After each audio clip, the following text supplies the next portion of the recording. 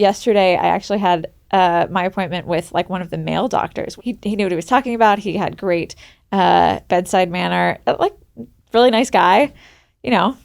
Just like super handsome. Like, well, actually, yes, he was. Like, he was a very handsome man. Just a talented concert pianist. Yeah, you know, he had really beautiful hands. Right, great skin. Yeah, he had like a really nice haircut. Just a soft touch, but like also like firm. Salt and pepper hair, but like he didn't look old. Mm-hmm. You know, he just looked sort of like wise. Yeah. Okay. Yeah. Yeah. So I'm not allowed to be there because of COVID, or.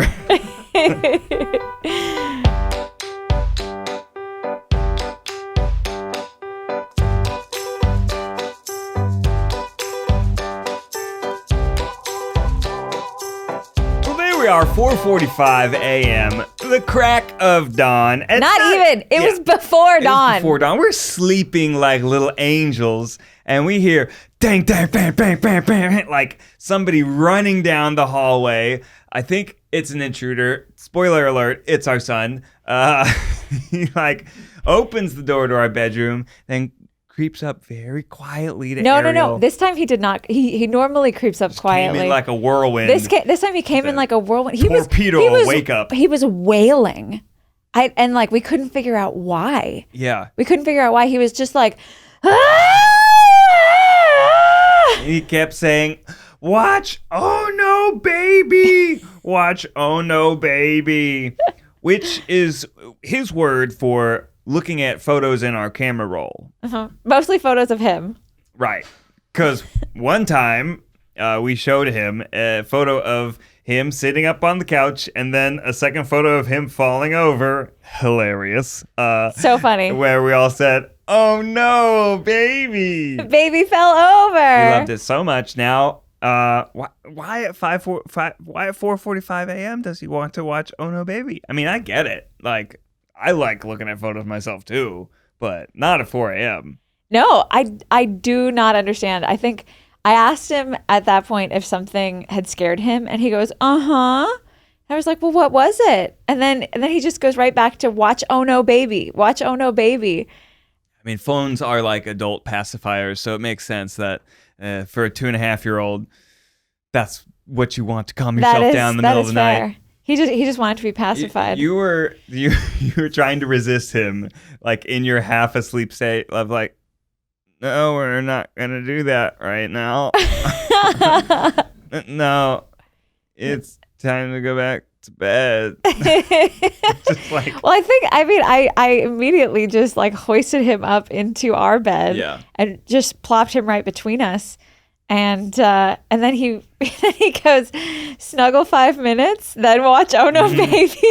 And that lasted like 30 seconds. I know. It was a clear like, I have to do this before I get to do this. How did even Oh No Baby start? Like, when did we even first do that? It was my mom.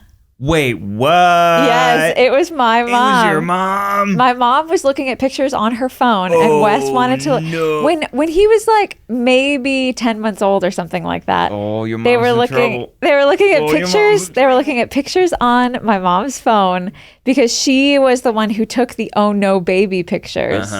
And it's a series of like 10 pictures where we propped Wes up. Broke the phone rule. I know. Crack in the dam turns into a tsunami.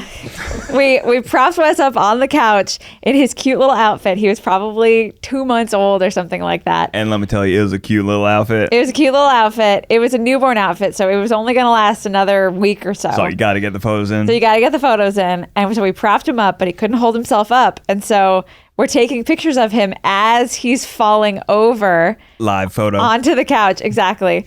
And so we have this series of 10 photos where he just goes dunk, dunk, dunk, dunk, dunk, dunk, dunk, boom. Pretty great. It's pretty great. Quality entertainment. I mean, it was a really hilarious photo series. And he thought it was hilarious too. You know, we were like showing it to him. We were like, look at how silly this is. Look, you fell over. And then you were laying down like a little baby. And he was like, little baby, oh no, baby fell over. And so he always wanted to see that whenever somebody had their phone out. It wasn't a phone to talk on the phone or to look at the internet. Your phone was to look at oh no baby pictures. It's like the grandparents bend the rules just once and then it becomes a norm. Every time. Oh, My parents are always bending the rules. I just thought it would be... No, it's not okay. Then it turns into this. What was the other thing that my dad did? Ping? Do you remember Ping? Thought it was going to like give him a tick or something.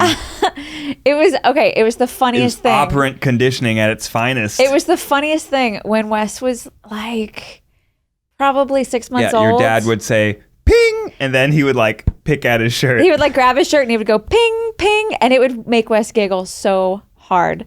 He loved it.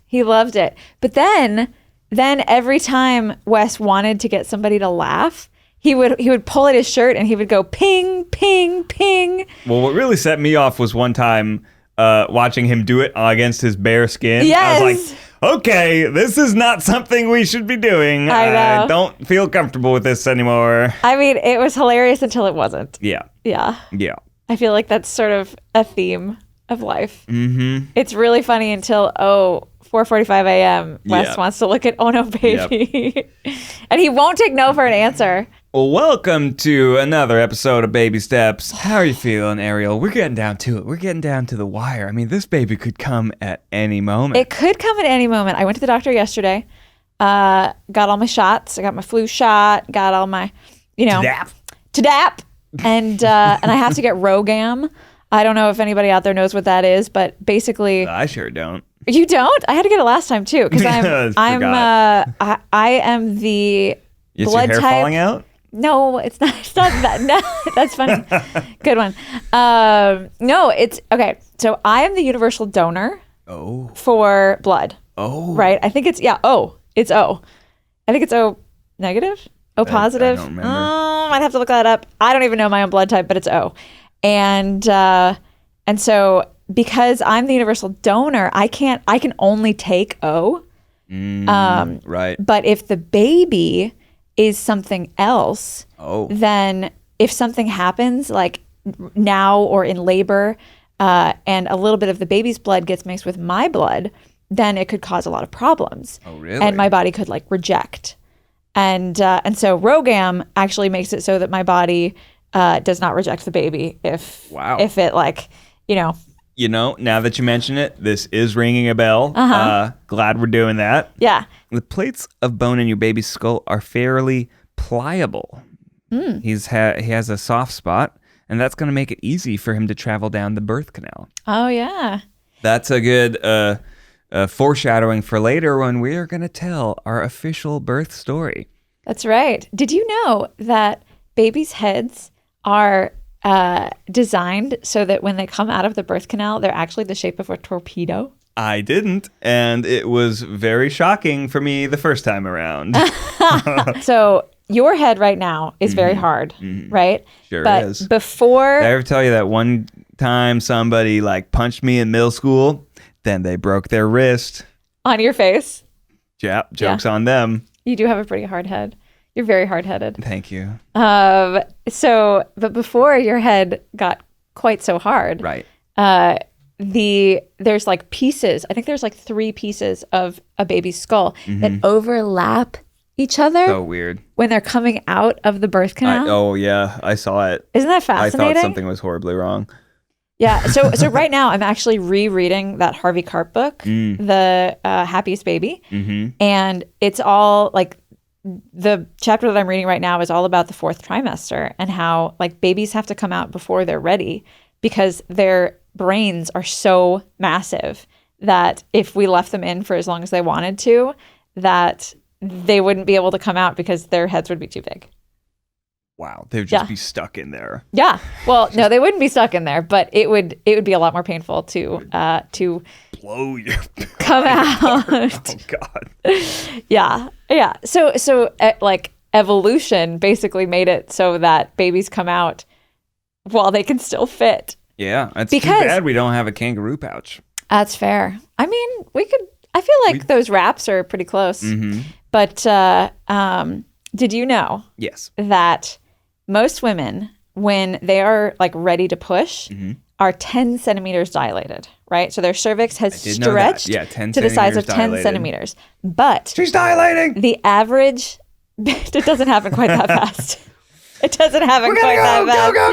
It's not like you get to the hospital. It's like, oh my God, she's dilating. Oh my gosh, she's dilating. No, it happens over the span of hours. That also, I didn't know. You didn't know that it took hours? I learned a lot the first time around. Yeah. For some women, it takes days. That's crazy to me. Oh my goodness. Wait, but this is going to blow your mind. Okay, so 10 centimeters is about as big as a woman's cervix gets. Mm-hmm. And what's that, like size of a strong orange? Yeah. Grapefruit, big apple, small orange. But a typical newborn baby's head, 11 centimeters. Uh-oh. Or more. I see a math problem. Uh-huh. Fascinating, right? 10 minus 11 is -1. That's right. Where does that go? Where does that go? That's what happens. That's why there's sometimes tearing. That's also why they call it the ring of fire. But I don't really know what it means. It's Did just you- because all of your skin is like ripping a centimeter apart at the same time. I wouldn't say ripping, but stretching. Stretching. Yeah. Oof. Well, Anywho. we're going to relive our own birth story today. But first, we have some news because... Right. I went to the doctor yesterday and I'm 33 weeks and I was saying, when is this baby going to come out? Do I need to call my mom now and get childcare for when we're at the hospital? Like, am I going to be going into labor imminently? And the doctor was like, no, you're like, your cervix is 2.7 centimeters. You are going to be fine. You gave birth at 36 weeks before. You're probably going to give birth around 36 weeks this time. And that news for me, as like, considering this is the second time around, was actually a relief. Really? Yeah. I feel like if we had heard midway through the first pregnancy, if you were going to deliver at 36 weeks, we would have been like a little freaked out. But now the second time around, with the hindsight of like, yeah, we did it. He was a month early. It was fine. Right. We went to the NICU. Yeah, it was traumatizing at the time, but whatever. That's how babies get healthier and bigger. Honestly, the fact that he's not coming at 32 weeks, like the fact that I will probably make it to 36 weeks is such a huge relief for me. Oh, yeah. Because this time with the short cervix and everything, I was terrified. I mean, I still am terrified. I'm still 33 weeks. I have to be careful. Yeah. But yeah, it was definitely. Oh, I mean, at this point, I would say we're in the clear. Are we? Yeah. Right? I wouldn't say we're in the clear. Like, baby could get a lot bigger. Mm-hmm. This is a comfy spot and I wish that he liked to stay there. Cozy jacuzzi. Yeah. But I get it. When he's ready, he's ready. But and Wes was ready. He was completely healthy when he came out at 36 and a half. So I don't explain to me, or just, set the stage for me, the fear when we went into labor the first time at 36 and a half weeks. Well, I didn't think it was even like a possibility. To me, the due date was so set in stone with like, I thought there was maybe like a week. It could happen a week later, a week earlier, but like they gave us a date for a reason. They should really just give you like a month or like a window, because giving a specific date, oh my gosh, that I mark my calendar. You know what happens when I mark my calendar? I get it. It's in there. You sent all the guys a calendar invite that was like, Ned's baby is coming. Well, so when it was happening a month early, I got really scared because I thought something was wrong. Did you know that only 25% of women give birth on their due date? Like on the exact day? Yeah, 25% give birth on the day. That's actually a really high number. I know, considering we were so far off. Yeah. But yeah, I mean, the fact that the due date is so flexible, but also there are a fair amount of women who actually just give birth on their due date. But that takes into consideration all of the people who are induced. Oh, that's true. So they could be induced on their due date. They're like, I don't want to wait. They're like, yeah. Yeah. They're like, okay, well, He's let's just give birth on the date that we're supposed to. Bun is cooked. Yep. Time to put on the oven mitts. Yeah. I mean, that's such an interesting mindset, to just say, okay, we're going to give birth on this date. And that's when it happens. Like women who are induced or women who have planned C-sections, you can do that. You can say, I want to give birth on this date. It's a totally different frame of mind for us. Yeah. With the we're just trying to make it to 36 We're just trying weeks. to make it. We're just trying to stay in as long as possible, baby. Yeah, seriously. I guess we got kind of lucky that your doctor just happened to be the one on call. I know. When you went into labor last time. Yeah, right now I'm meeting all the doctors in the practice. It's like you get to know a specific person and then you show up. And it's the big day and it's another person who's on call. Could potentially be somebody you've never met. Yeah. Yeah. So I'm meeting all the doctors right now. Yesterday, I actually had my appointment with one of the male doctors, which I've never had a male OB-GYN. Mm-hmm. And I know that's strange because there are plenty of excellent male OB-GYNs, but it was just sort of a shift for me. I was You're like, excuse you. Well, he was great. He was awesome. He was fantastic. Very, he knew what he was talking about. He had great bedside manner. Really nice guy. Just super handsome. Well, actually, yes, he was. He was a very handsome man. Just a talented concert pianist. Yeah, he had really beautiful hands. Right, great skin. Yeah. He had a really nice haircut. Just a soft touch, but also firm. Salt and pepper hair. But he didn't look old. Mm-hmm. He just looked sort of wise. Yeah. Okay. Yeah. Yeah. So I'm not allowed to be there because of COVID, or no. But yeah. So I'm meeting all the doctors in the practice right now, and I mean, they all seem great. I feel like I would be comfortable with any of them.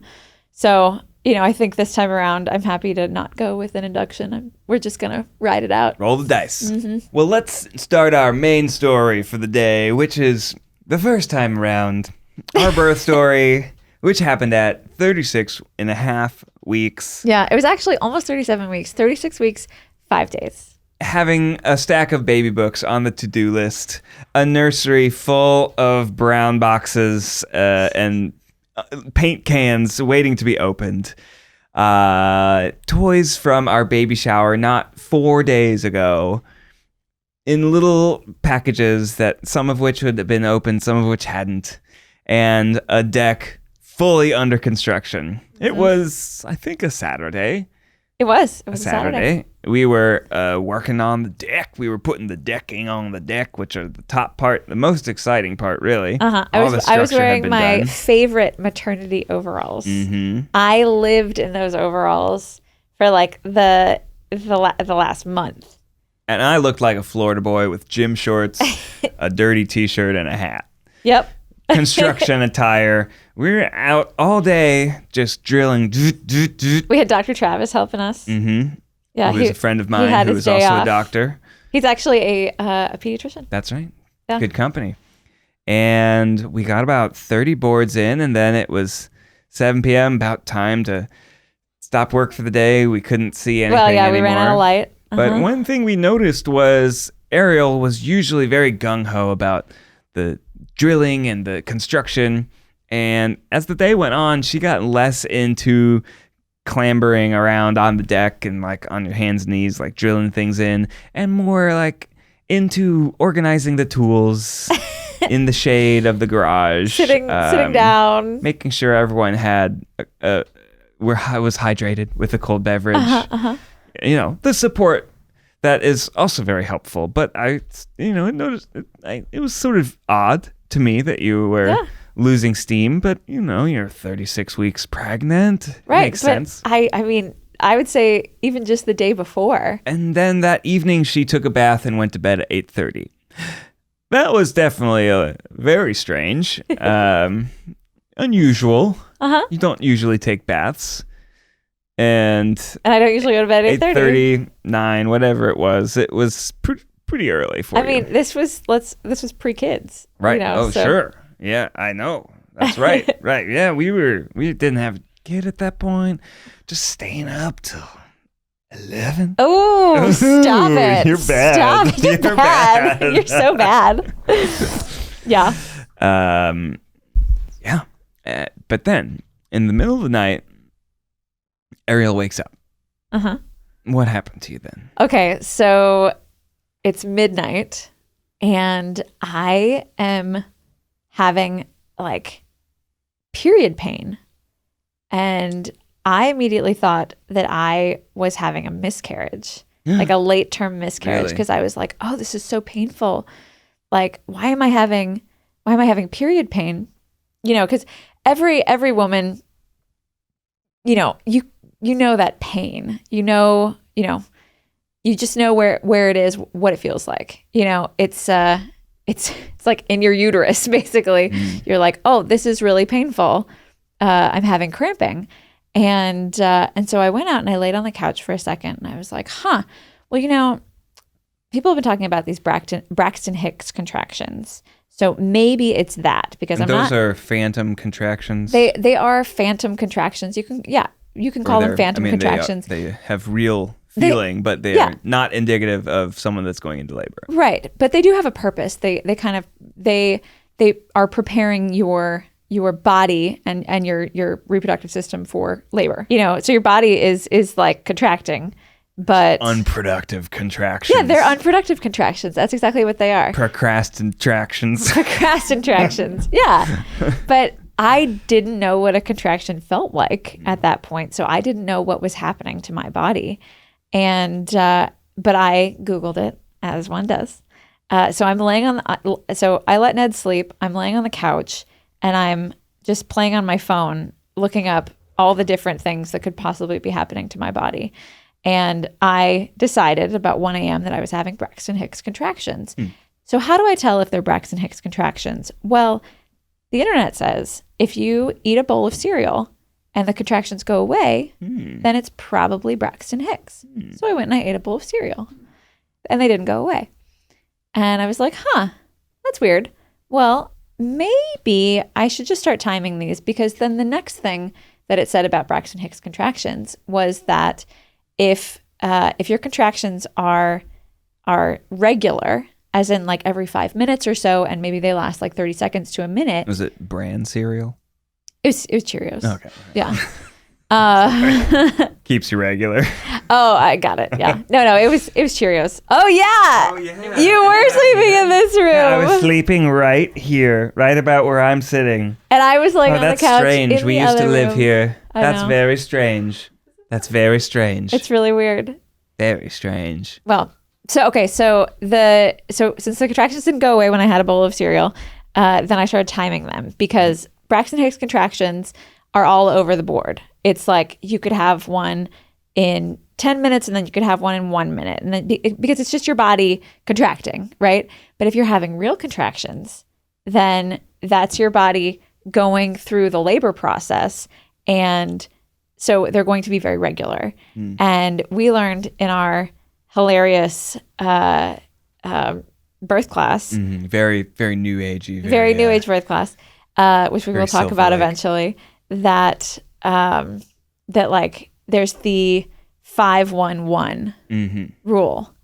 If you have contractions every 5 minutes that last for a minute and it goes for an hour, then you're in labor.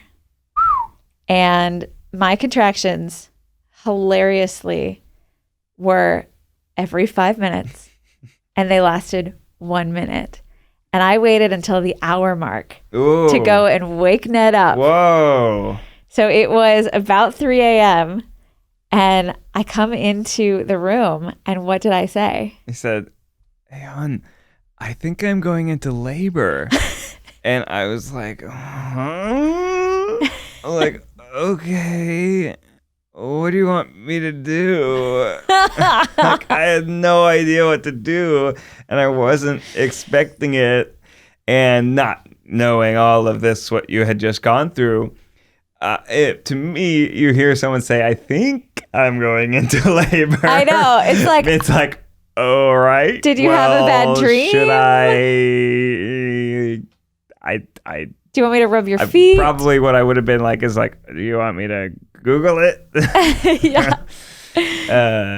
I thought maybe I would just like give you a little shoulder massage, And then we go back to pat sleep. your belly, and then we go back to sleep. Yeah. Because I was totally not expecting this to be the night that we had a baby 24 hours later. Right, exactly. And so then what happened? You sort of slowly got out of bed, and I'm like waiting patiently on the couch, just kind of like, okay, well, what are the next steps? Mm-hmm. Maybe we should pack a hospital Yeah, bag? we didn't even have a hospital bag packed. We were very unprepared. We were very unprepared. I mean, other couples, they have everything laid out. They got checklists. They have like, okay, let's mobilize the troops. We're gonna get this, and don't forget the phone charger. And then here's my Gatorade, and I got my snacks. So what did we do? We like Googled something and you printed get out off a of bed. list from the internet. Yeah, so you get out of And then we bed. just start trying to check things off haphazardly. I remember like goldfish were a priority. Yes, goldfish were definitely a priority. Underwear. I think I threw in some underwear. Yep. I think you threw in a change of clothes Mm-hmm. and some pajamas, and that's about it. Yeah. And Then then, we just get in the car and drive. yeah, it was about 4 a.m. by the time we left. And I've always imagined like my drive to the hospital with the wife that's going into labor. I really have. You know, you see it in movies and it's always like they're speeding and then the police officer pulls you over and you're like, my wife's going into labor. And they're like, okay. And they put on the lights and they like give you an escort. Because that's what happens to everyone when they go into labor. The police give you an escort. Yeah. And so I just thought like this would be like the one time where I'm like speeding and like going And it was okay. over the speed limit, and like that's not what I wanted to do at all. It was You were going Saturday night at 3 a.m. Who knows what sort of wild drivers are about, drunk drivers. I mean, I'm like going the speed limit. I'm like being very careful, and just like now I feel like I'm driving for 3. I gotta be just white knuckles on the wheel, just really careful. And then also every 5 minutes you're like, God! So you're like trying to drive and just like, okay, all right, easy. A couple times we pulled over to just like ride it out for that minute. I mean, I think at that point we were worried we were gonna give birth in the car and gonna have to name the baby Honda. I think we were driving the old Mercedes at that point. But I was never worried that I was going to give birth in the car. Yeah. I mean, like, me neither, but like also sort of, I was spinning. I was tilting. Just. You were spinning out of control? Yeah. And we got to the hospital and we couldn't find the entrance. Yeah.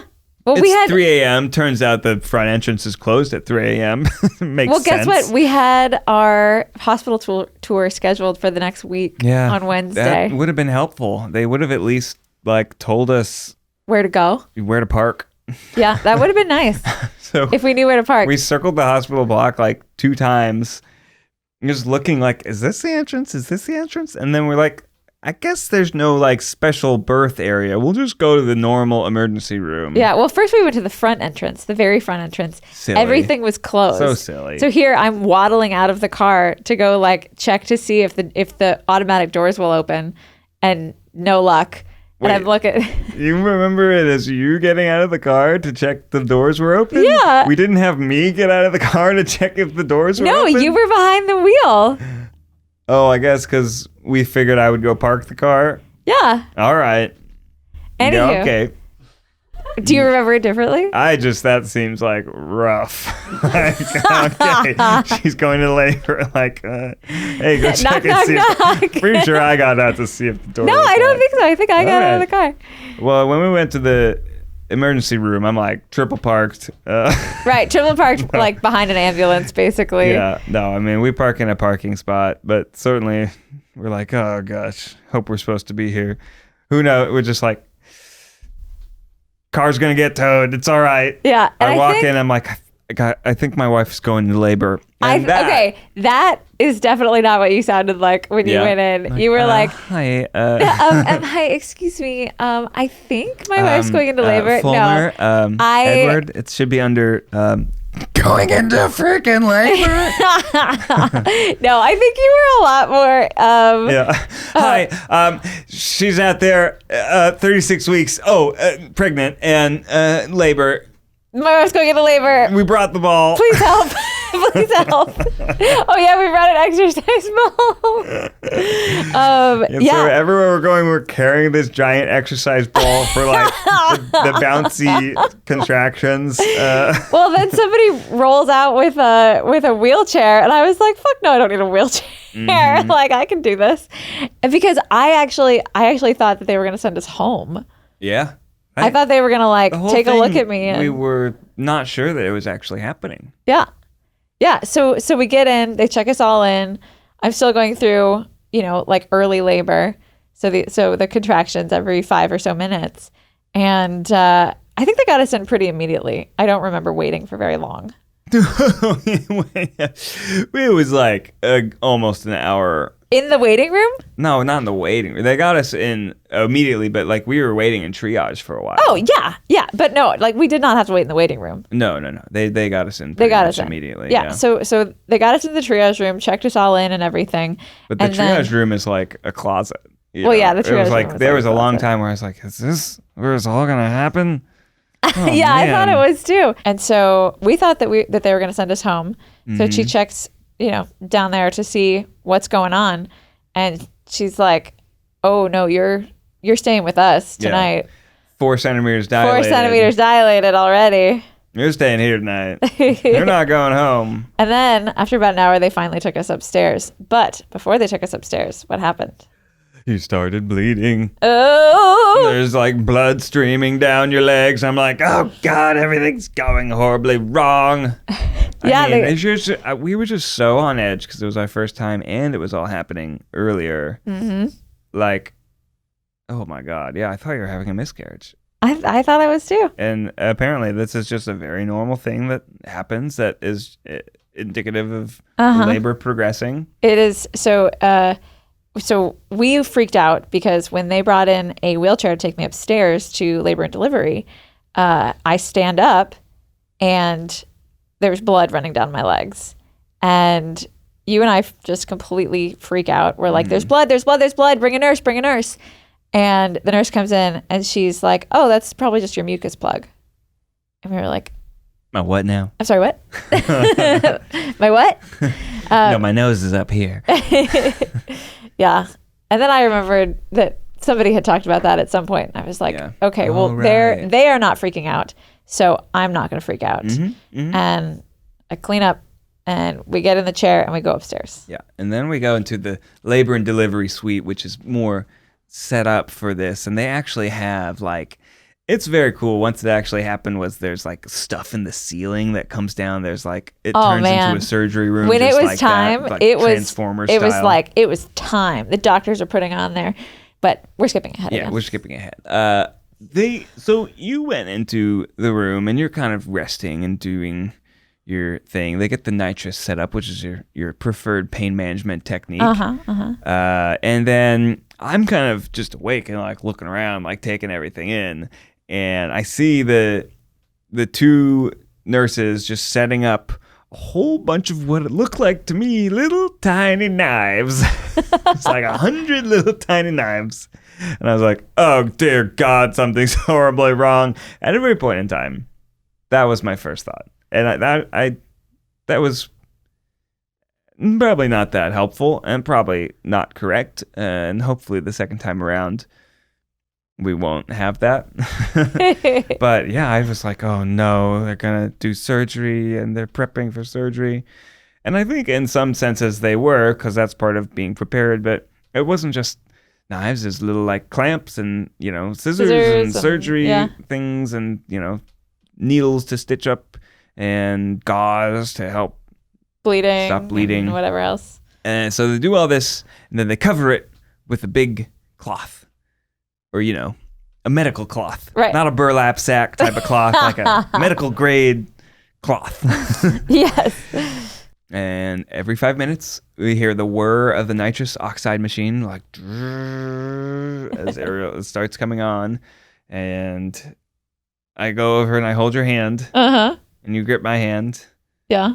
And the contractions pass, and then we go back to just resting. Yeah. We had a doula, Right? who was great. She was awesome.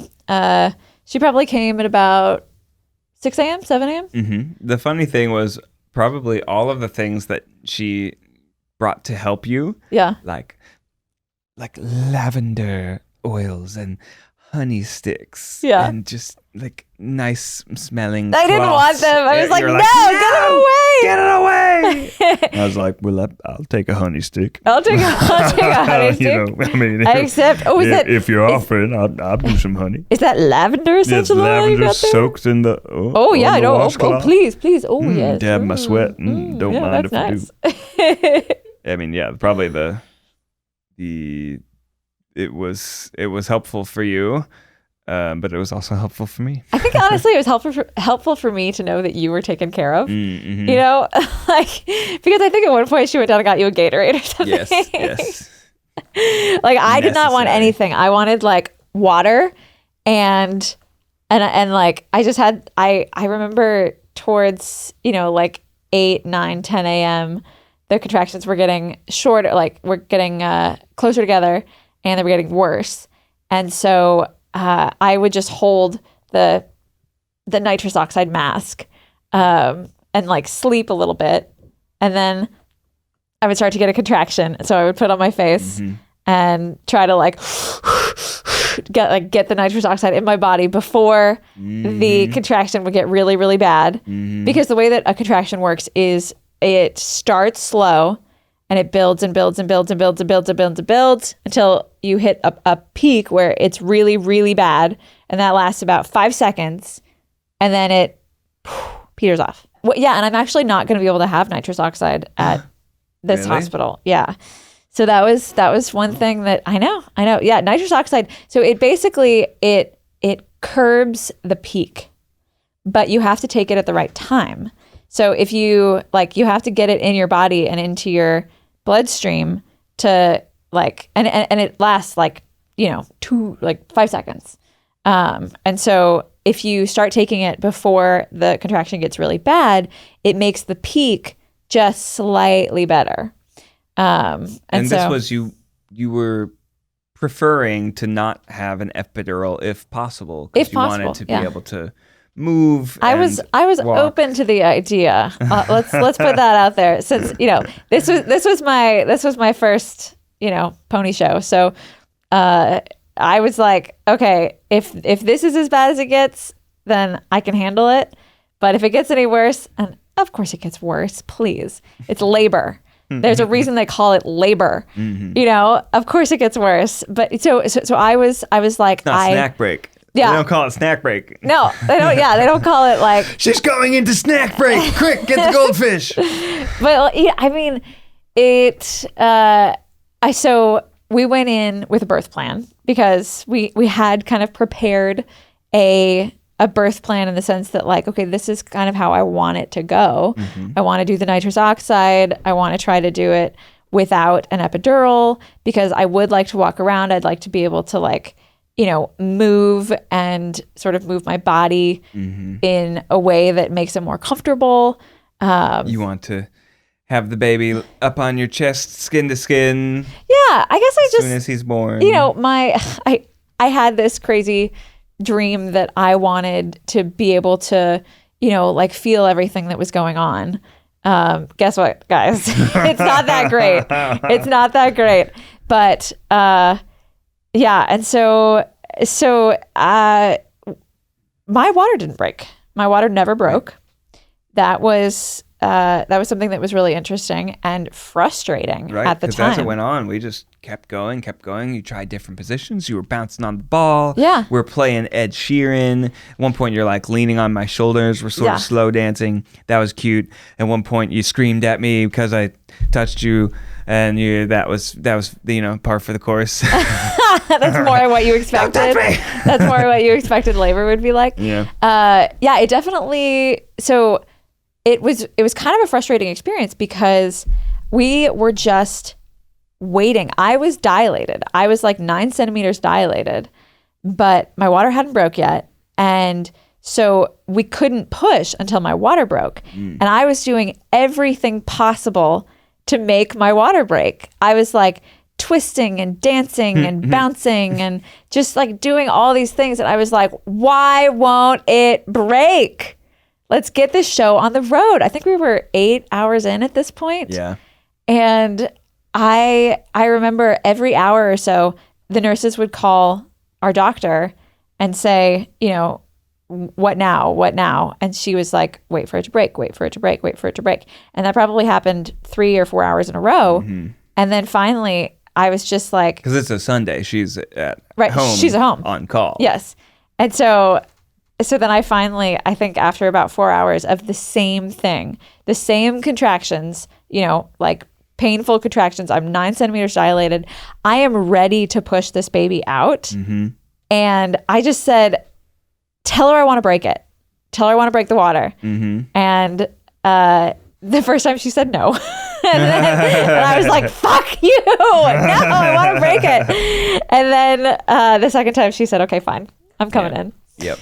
And so the thing that they do is it's a little tiny like crochet needle. Yeah, it's like a crochet needle, very, very tiny. Well, the needle itself is about this. The needle is long, but then the hook on the end to poke the water is like backwards and just very tiny. Teeny tiny. And she kind of comes in. She's like, all What's right, up? let's have this baby. Yeah, I said she was so funny. I think she was like, I wasn't expecting to see you here, because I was 4 weeks early.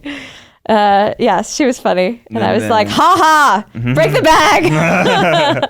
So she slips it in and then pop. Yeah. Sploosh. And yeah, it was like a wave. There was a lot of water in there. Whoa. Yeah, there was a lot of water in there. I seriously was the most satisfying. It was like peeing yourself when you had to pee so bad. Oh, wow. You know that like warm, okay, tell me the warm feeling when you pee yourself. Oh, sure. I mean, who doesn't? Who doesn't? Little pee-pee in your pants. You're just like, now it's warm everywhere. Now it's warm. I have a wet warmness around me. I couldn't tell you the last time that I like fully peed myself, but I do know the feeling, and I'm not sure why, but it's quite satisfying when you like have to pee so bad and then you just pee yourself. And it's warm and you feel relief and that is what I felt until the next contraction. Yeah, because then the pain had intensified that much more. I mean, it was like if it was at a 6, it went from a 6 to a 15. Yes. Just all of a sudden. That's exactly what happened. Yeah, the pain intensified and then things kicked into overdrive. You were very, very close that time. And that's when... But they told me not to push. Right? They kept having to hold off. Not time to push yet.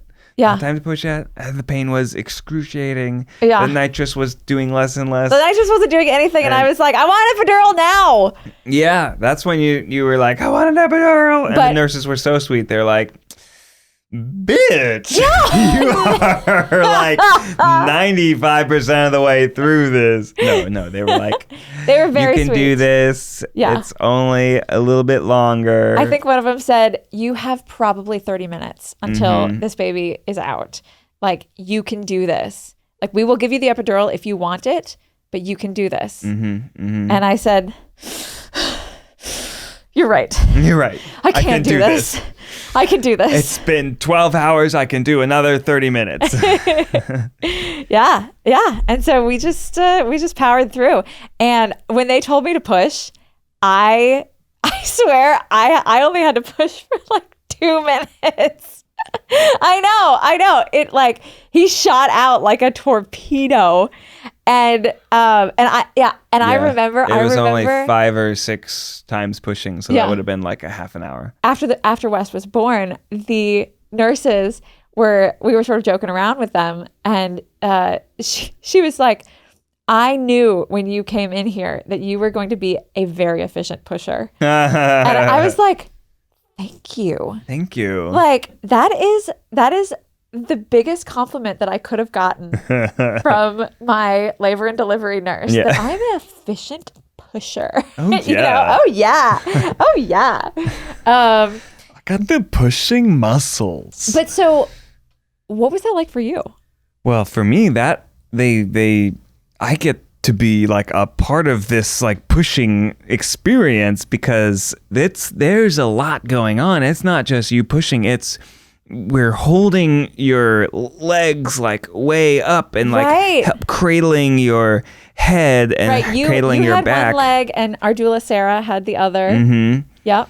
And it's this whole thing where it's kind of like this group effort to like help support you, to like help you be the most efficient pusher possible. But that was a part that I felt very connected, because it was like, you know, Ned's here too. Like, I'm doing something. I was like very close to you. You know, just able to see. I mean, I will never forget the look of exertion on your face. I've never seen anyone exert so much energy and force in my life. I mean, you were so strong and so powerful, and just like every fiber of your being was willing the baby out into the world. Very cool to see. In the times when you weren't pushing, though, they say, hey, Dad, do you want to come look at the baby's head? I was like, oh, how nice. Very cool. I get to see his cute little face. Head, and I'm like, oh, dear God. Oh, no. He's broken. Yeah, because it's, first of all, vagina's huge, which is shocking to see. But the head, you see the bones overlap, because they're like it's like this thing that we're talking about with the soft palate happening. I'm like, why is his brain broken? No, this is going horribly wrong. It looks like a little alien, and you can only see the top of his head. Yeah, so I'm like, oh no, oh she's gonna give birth to like a baby that's broken. I was like really scared, and the whole thing, I was just on edge, because it was first time, yes, but also a month early. Right. There's no time to ask like, hey, those like that little, does that look like a ridge? Does that look like a Red Rocks of Sedona over there? Yeah, the blood with the bones. It's like not flat, right? Am I crazy? Is it just me? Is everyone else seeing this? Is everyone else seeing this? Like, are there some plate tectonics going on over there? Yeah, a lot of blood. But I just assume everything's fine, and we keep going, and then 5 or 6 contractions later, the baby just comes out all at once, like. Yeah. Once the head comes out, then the body just goes. Yeah, it's like what you're saying, the ring of fire. It's like really the biggest limiting factor is the head. Big old baby brain. Yeah, so you can imagine babies that don't come out head first. That's why it's like it can be more dangerous if you have a breech baby or something like that. I mean, doctors are good at what they do, but there's. Once baby's head down, it's like, all right, we're good to go. Yeah. Well, should we end here and continue our birth story in another episode? A 2-part episode. Maybe we should do a 2-parter. Did Wes come out with a full head? Find out next time. It's a full beard, clean head of hair. 3 feet tall. I mean, the part 2 is the NICU part, and we'll talk about that another time. But definitely. The ending of this story is baby came out, lets out a big cry. Yeah. Just a huge poop. Huge poop. Which actually wasn't. So when a newborn comes out, it's not poop yet. It's meconium, which is the most disgusting sticky tar poo that you could ever have it's like seen ever. Poop from amniotic fluids. Just Yep. Yeah. And so they laid him on Yum, my yum, yum, chest yum. and he pooped all over me. Mhm. So not only am I covered in blood and amniotic fluid, but now I'm also covered in Wes's amniotic fluid poo. Beautiful. Labor is, the majesty of birth. yeah, it's just so, and you cut the cord. That's right. I did. Yeah. Ned thought it was going to be like a string. And Yeah. it I was wasn't. like, and snip. And I was like, oh, and snip. Oh, I see. And saw, snip. I did it! I did a thing! Look at me! Yeah, it's thick. But yeah, Wes cuddled on Ariel's chest, and then I got to like cuddle with him on my chest. Yep, all the first photos that we have of you and Wes are you are half naked. Yeah. There's a thing called skin to skin where you kind of like have the baby like connect with your skin. So I rip off my shirt. Yeah, I'm like, let's do this. The second somebody was like, does Daddy want to hold the baby? Oh, and of course, you don't have a name. Your name is Daddy. Yeah, then my name's Dad everywhere. It's fine. It's fine. Yeah. I don't have a little bracelet that says my name. But the second that somebody was like, does Daddy want to hold the baby? Ned was like, oh, hell yeah, I want to hold the baby. Takes off his shirt. And then lays on the couch with baby. Yeah. Well, all right. Next time we will talk about the NICU. We'll talk about postpartum. Yeah. If we're even here. If we're even here, which hopefully we will be. Yeah. I'm feeling great. Yeah. I feel really good. Make it all the way to 36 weeks. Well, we'll see you guys next time. Bye-bye.